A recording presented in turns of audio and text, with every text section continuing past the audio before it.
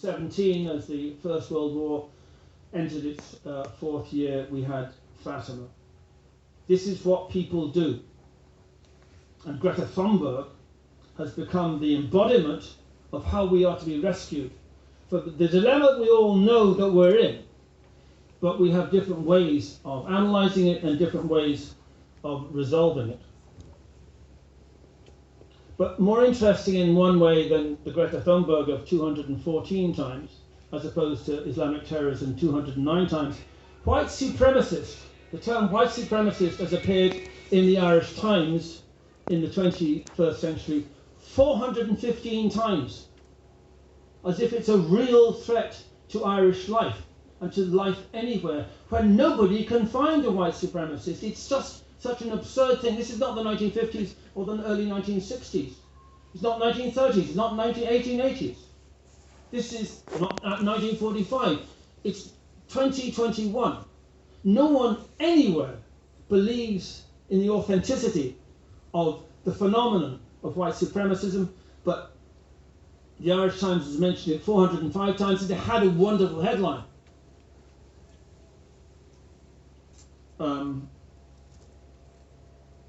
Uachtarad in the crosshairs of the far right. Far right has been used by the Irish Times 3,854 times in the 21st century. Uachtarad, little Uachtarad, is in the crosshairs of the far right. Crosshairs are actually quite simple. We're talking about snipers. This metaphor is not as naive and as simple as you'd like to think. But what they're saying is that there is a threat to life and limb, if only metaphorically, from a phenomenon that has no supporters in Ireland. The term far right it doesn't apply. You can see that electorally. You can see that wherever people have stood opposing immigration, they have simply vanished off the polls. They're just not there. There is no far right. Well, you'll have one or two eccentric individuals, but it's not an issue. The far left, by the way, attracts 1/3 as many issues, 1,400 mentions.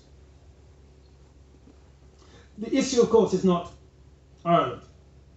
What happens in the media in Ireland reflects what's happening in the media elsewhere. And the New York Times, as has been mentioned earlier on, the Los Angeles Times, the Boston Post, the Boston Globe, the Chicago Herald, they're all at the same process of charging towards the objectives laid out not by the needs of their shareholders and not by the actual needs, economic needs and cultural needs of the society to which they're selling their newspapers. They've entered a dysfunctional mode where journalists are writing for one another so they get peer approval. And that is a way to economic and cultural ruin. If I write for my neighbours, people sitting across me in the newsroom, not the people who buy the newspaper, if I'm looking for the approval of my own type, well, I probably get the approval of my own type, but newspapers will fail. When I left the Irish Times, these are not related things, it's just actually coincidental, but when I left the Irish Times, its circulation was around 110,000.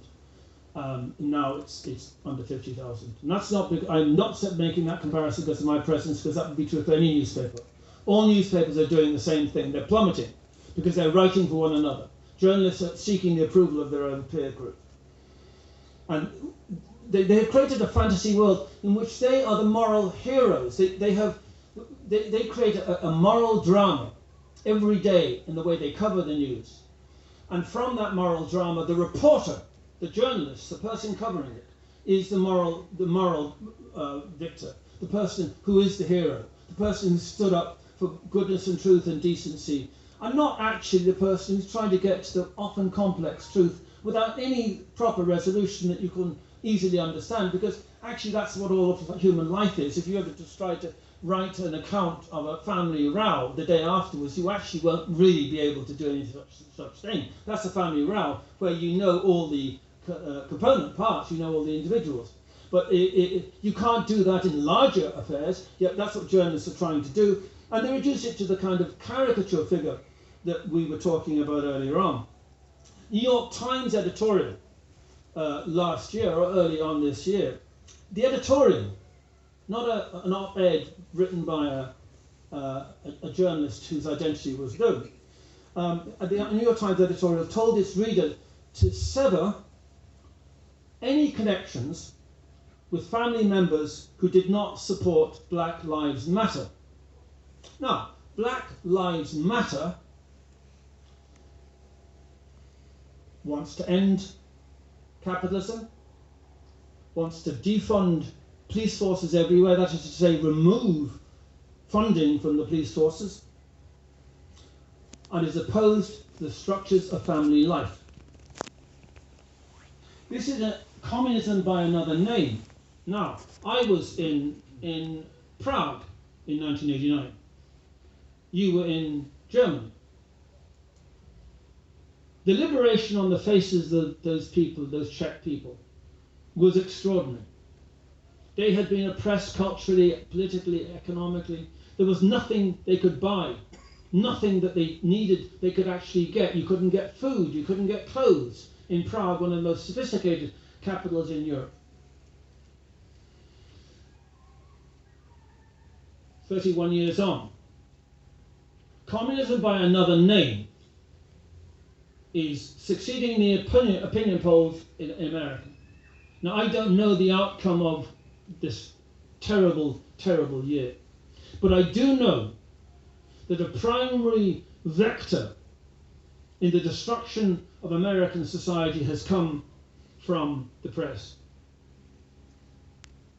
I know, because I for this talk and for my own edification, I had gone through the newspapers of America and through Britain and the newspapers of Ireland. And they all tell the same story of journalists writing to get one another's peer approval, not to seek the truth.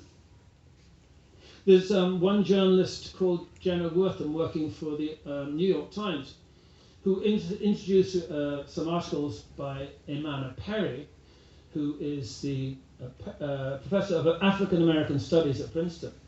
And she says of Imana Perry, she writes beautifully of the full body grief of being a Black American. The full body grief. I have just told you of the chiefs of police across America who are Black. It wasn't so long ago the United States had a Black president and a Black wife. And one of the murders or the killings that I was talking about was investigated on the orders of Loretta Lynch, who was the American Attorney General, and she's Black. Imana Perry said in the New York Times piece, in the footage of the protests of the past few weeks, we have seen Black people chanting, singing, dancing. Yeah, but we saw lots of people rioting, but she doesn't mention that because you don't speak the truth in the new journalism. What you do is you appeal to the emotions of your readers and most of all to your peers. People, Black people, she wrote, continue to die prematurely, whether under the knee of a police officer or struggling for breath on a respirator or along the stretch of the Mississippi called Cancer Alley. Well, you read that in the New York Times, you think it has to be right because it's the New York Times, it's famous for its insistence on analysing every single asserted fact it carries on its pages. None of this is true.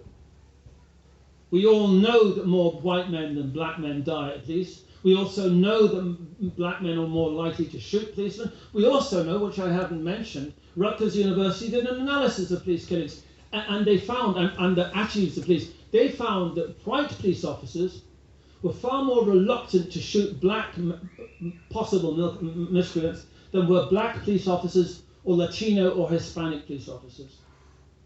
The narrative of white racism is what people want to hear. There's a market for it, and in addition to which journalists love to hear stories that denounce white people. So the New York Times sacked a features editor called Jim Bennett for commissioning an article by Senator Cotton, who was calling for the introduction of armed forces in cities to take over control of those cities from rioters. It's a good point or a bad point or no point at all. It's worth hearing. No. 800 members of the New York Times staff insisted that Jim Bennett go, and he went. In the Philadelphia Inquirer, Stan Pilachelski was the features editor. He commissioned an article by an architectural historian. It was headlined, Buildings Matter Too. He didn't survive a day. He was sacked on the demands of the black members of staff.